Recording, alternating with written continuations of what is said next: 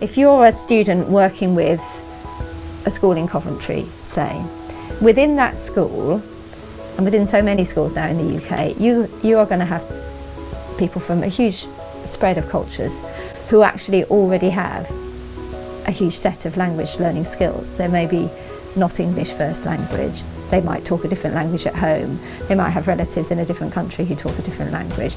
So they're on a daily basis perhaps, or regularly anyway, dealing with kind of questions of moving across cultures.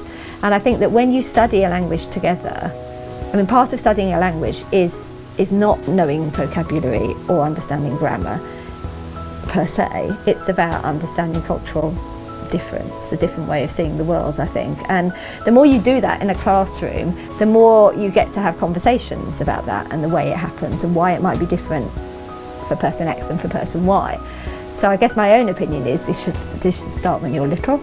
It should carry on right throughout your education, and it should be something that happens here for every student. Not necessarily perhaps, I mean, I've got no idea how you'd organise this, but you know, perhaps it wouldn't necessarily be that every student has to take a fully fledged 15 CAT module, you know, but that there be something that allows students to have a go at learning a language and therefore experience the sense of cultural difference that you know, it's about your standpoint, I think. And you know, yes, you can read a text in English that's a translation, but having a go at doing that translation, so even at the most rudimentary level, will make you realise that that it's a constantly shifting thing, that there is no fixed way of saying this equals that, therefore if I only read that I understand.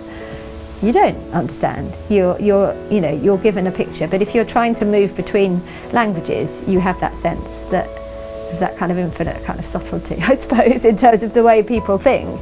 So yeah, I mean, I think it would be great, and I think, you know, if we could find some way, even with the introduction of week 0, to get students thinking, yes, I do need to do a language, and I need to do it as part of my first term's work as a degree, and we could build that in.